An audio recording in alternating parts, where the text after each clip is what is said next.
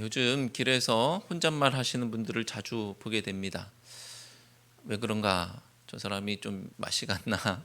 이렇게 생각을 하다가도 요즘은 누구랑 통화하는구나 이렇게 생각하게 되죠. 옛날에는 있을 수 없는 일이었는데 요즘에는 무선으로 선이 없는 블루투스 이어폰 또 블루투스 헤드셋이라는 그런 장치가 있어서 손을 이렇게 귀에 대지 않아도 그냥 귀에 꽂고 있는 것으로 통화가 되는 거예요. 그러다 보니까 우리가 혼잣말하는 사람들을 보면서 처음에는 이상했는데 요즘에는 좀 익숙합니다. 하지만 이런 상황들이 때로는 그래도 좀 헷갈릴 때가 있죠. 그래서 실수할 때가 있어요. 나한테 하는 얘기인 줄 알고 대답해요.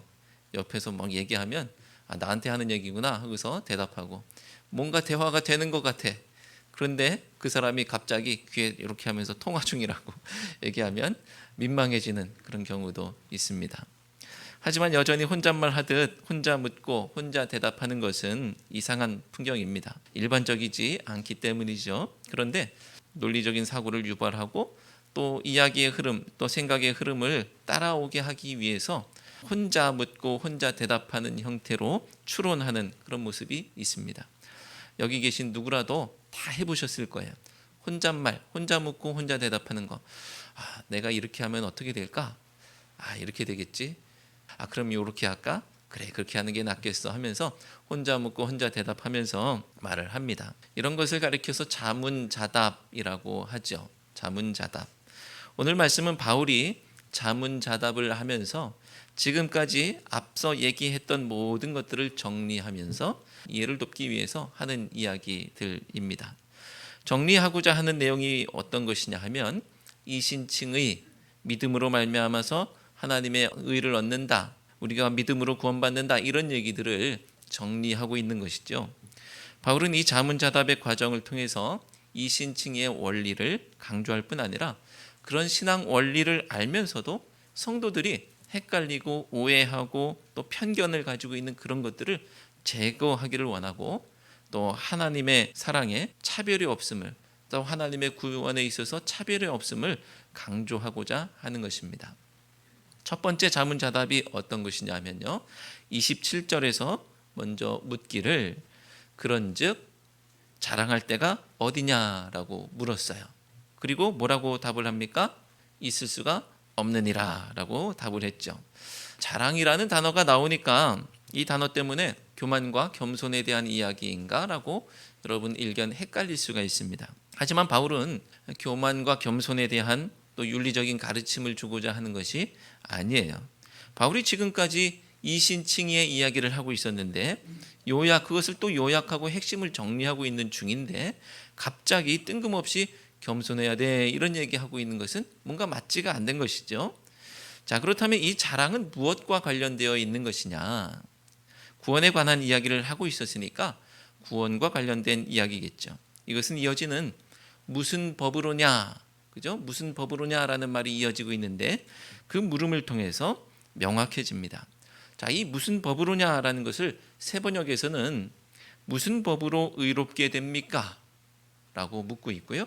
또 공동번역 개정판에서는 우리가 어떻게 해서 하나님과 올바른 관계를 되찾게 되었습니까? 라고 묻고 있습니다. 무슨 법으로냐? 이게 무슨 법으로 의롭게 되고 어떻게 했기에 하나님과의 관계가 괜찮아졌냐라고 묻는 것이죠. 그러니까 우리가 의롭게 되는 원리가 무엇이냐라고 묻는 것입니다. 구원과 관련되어 있는 것이죠. 무슨 법으로냐라고 했을 때 법은 이 원리라고 우리가 이해하면 될 거예요. 무슨 원리입니까? 이게 어떻게 된 겁니까? 우리가 의롭게 되는 원리가 무엇입니까? 라고 묻는 건데 여러분, 우리가 의롭게 되는 원리가 무엇이죠? 이신칭의 믿음으로 의로워지는 것, 믿음으로 구원받는 것, 이런 것이죠.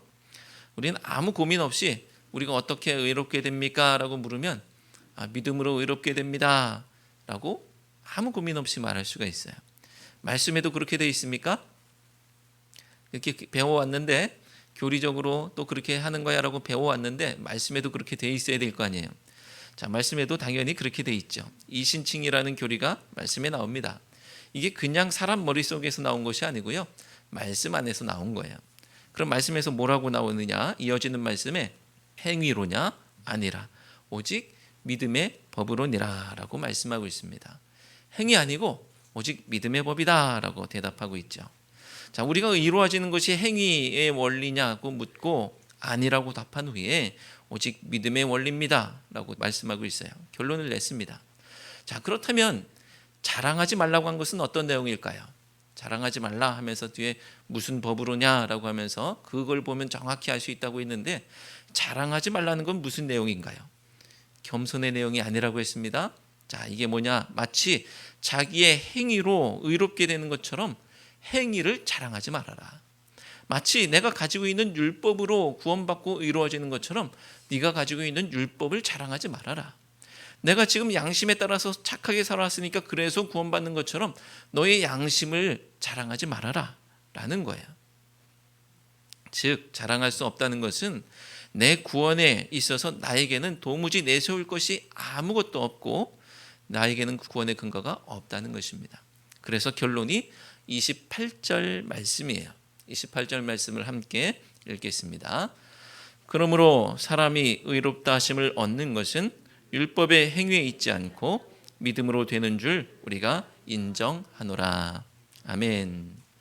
똑같은 얘기, 비슷한 얘기가 반복되고 있습니다. 똑같은 얘기, 비슷한 얘기를 들으시는 여러분들은 혹시 짜증이 나실 수도 있겠어요. 누가 똑같은 얘기, 비슷한 얘기 계속 옆에서 계속해요. 짜증 나요, 안 나요? 짜증 나잖아요. 그런데 성경에서 이렇게 말씀하고 있으니까 혹시 또 이 얘기야? 또 믿음으로 구원받는다 이 얘기야? 이렇게 생각하시면서 언짢으실지도 모르겠습니다. 그런데 바울이 이 얘기를 반복하는 이유가 있겠죠. 왜 바울은 이 얘기를 반복하고 있을까요? 너무나 중요하기 때문에. 그죠? 너무나 중요하기 때문에 이 얘기를 반복합니다. 하지만 그것만 있는 게 아니고요. 한편으로는 너무나 못 알아듣기 때문에, 못 알아들으면 반복하게 돼요. 그죠? 아무리 얘기해도 못 알아들으면 반복할 수밖에 없습니다. 자기가 가지고 있는 생각이 너무나 깊이 박혀 있어요. 내가 한평생 이런 생각을 가지고 살아왔어요. 그러면 옆에서 한마디만 했다고 해서 그게 바뀝니까? 안 바뀌어요. 아무리 논리적으로 설득을 당했다 할지라도 내가 한평생 그 생각을 가지고 살아왔으면 아무리 얘기해도, 아무리 맞는 말을 해도 심정적으로 그게 동의가 안 되는 거예요. 머리로는 그런 게 맞는가 보다 생각하는데 내 삶의 어떤 관성이랄까요? 그 방향이 그렇게 가게 돼 있는 거예요. 그러니 도무지 알아듣지 못하니까 그걸 반복할 수밖에 없는 것입니다.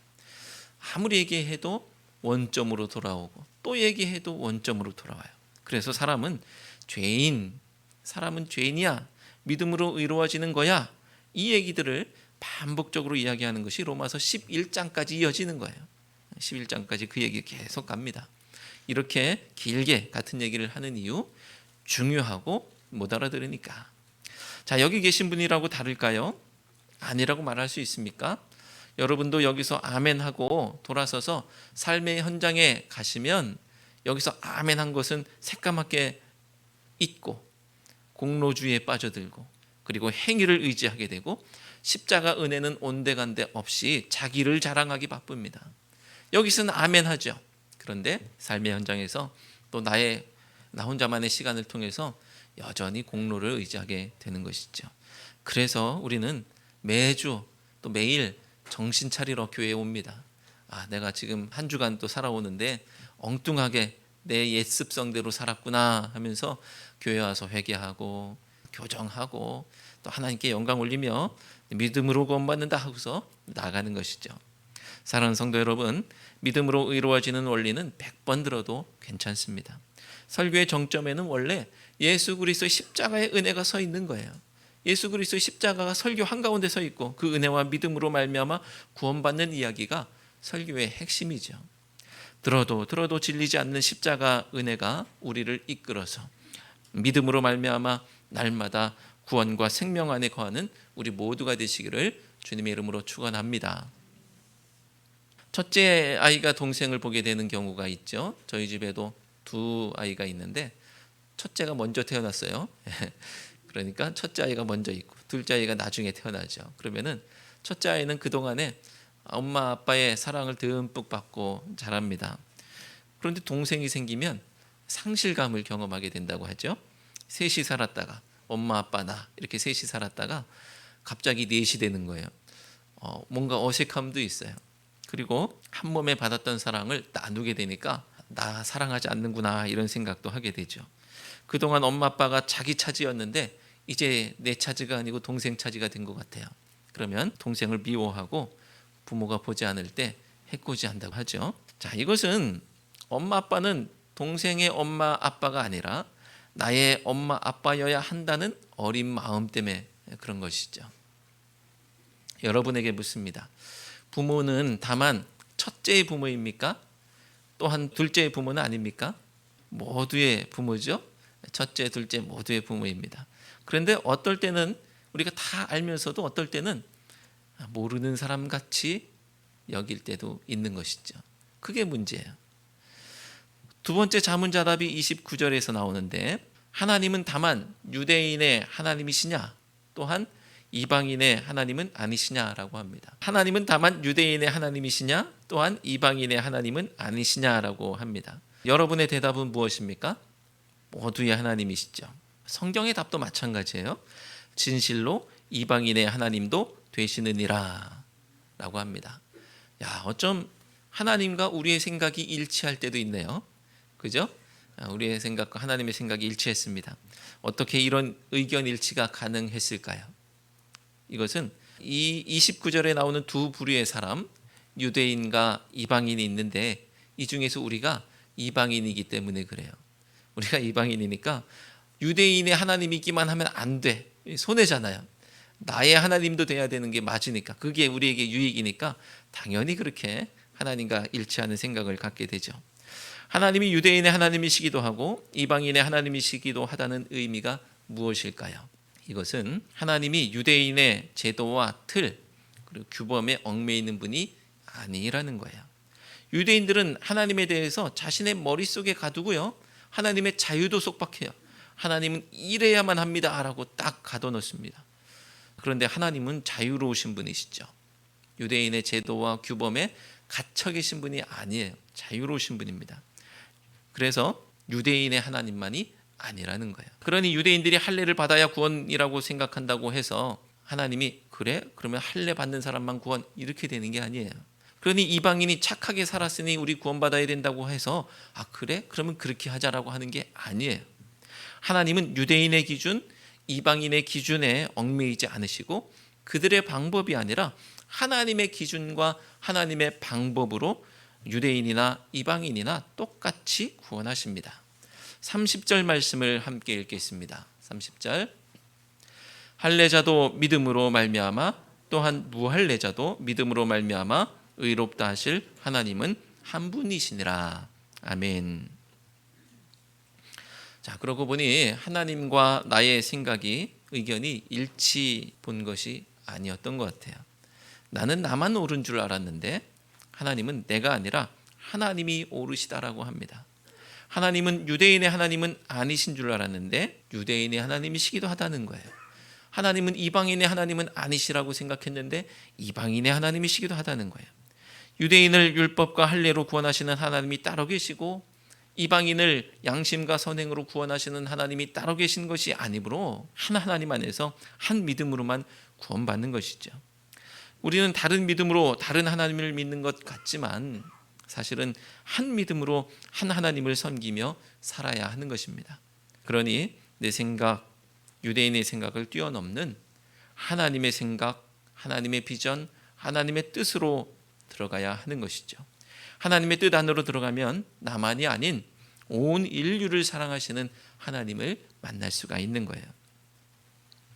요나는 하나님이 이스라엘의 하나님이시기만 한 줄 알았습니다.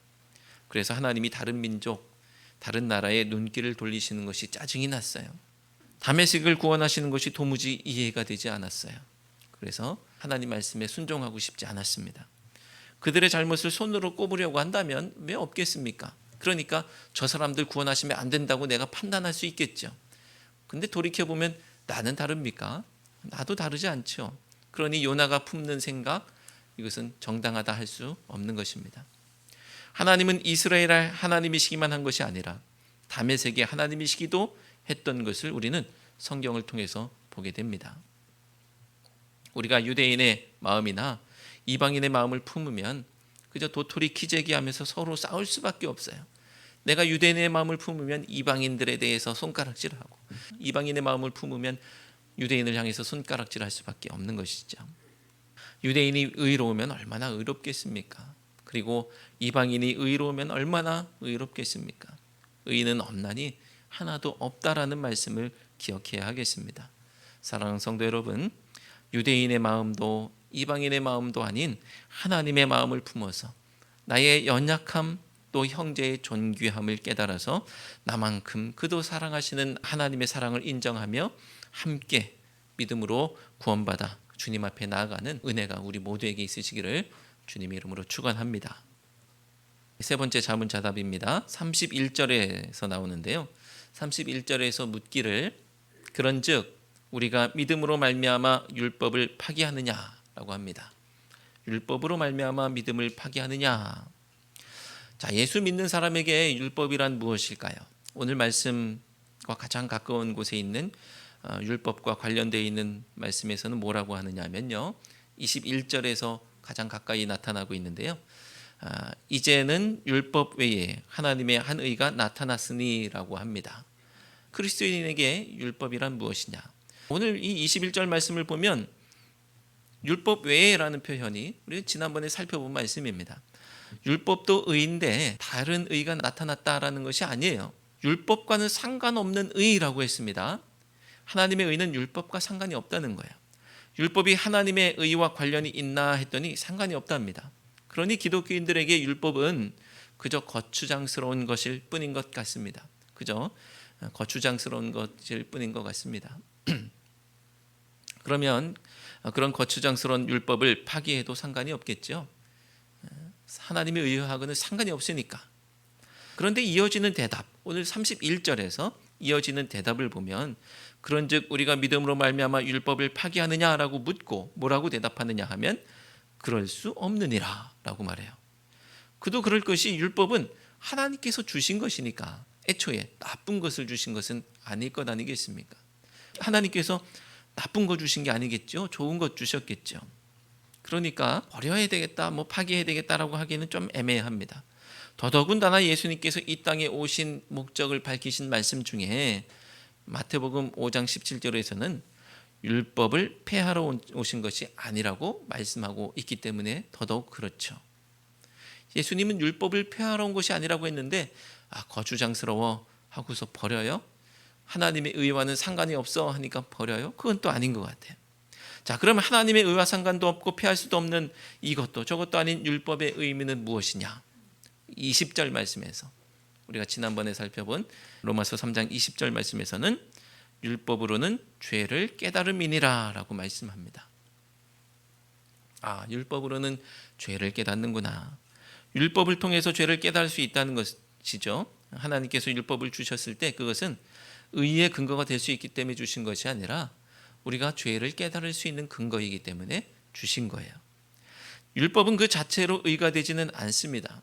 율법은 어두운 시절 나름 의미가 있었죠. 몽학성생 같은 역할을 했어요.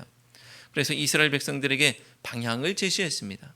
하나님의 의를 지향하게 했죠. 율법은 그 자체로 나쁜 것은 아니고요. 그러니까 나쁜 것이 아니기 때문에 그렇기 때문에 파기할 것이 아닙니다. 그런데 이어지는 말씀에서 도리어 31절 말씀에 이어지는 끝에 도리어 율법을 굳게 세우느니라 라고 합니다. 그냥 나쁜 것도 아니고 좋은 것도 아니야라고 그냥 그렇게 애매하게 넘길 것이 아니라 보니까 율법을 굳게 세운다라고 또 말씀하고 있어요. 한술 더 뜨십니다. 율법을 굳게 세운다는 것이 무슨 의미입니까? 이것은 유대인은 그렇게 생각할 수 있겠죠.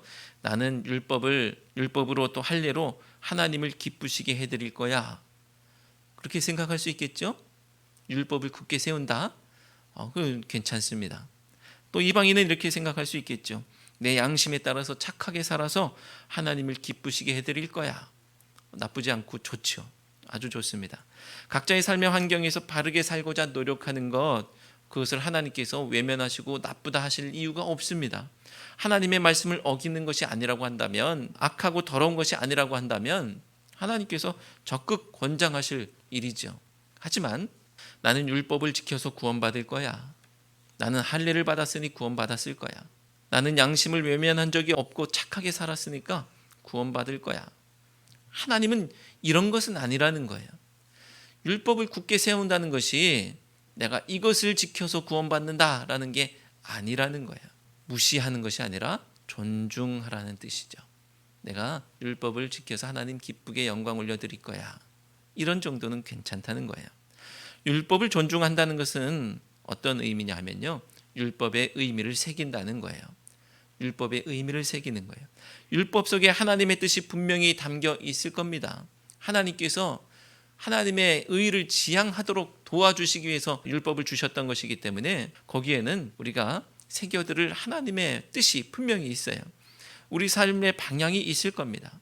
대표적으로는 고아와 과부와 나그네에 대한 연대의 마음, 이런 것들이 녹아 있고요. 공동체의 성결에 대한 노력도 그 속에 담겨 있고요. 그리고 하나님 사랑, 이웃 사랑이라는 예수님께서 요약하신 이 두 가지 정신도 담겨 있죠. 우리가 예수님을 믿고 구원받는다는 것은 아무렇게나 산다는 뜻도 아니고요, 아무렇게나 살아도 된다는 뜻도 아닙니다. 결국 주님께서 가리키신 길로 걸어가야 하는 것이고 믿음을 고백하며 살아야 하는 것입니다.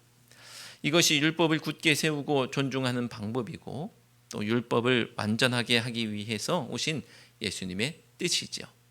사랑하는 성도 여러분, 율법 속에 심어놓으신 하나님의 뜻으로 승리하는 우리 모두가 되시기를 축원합니다.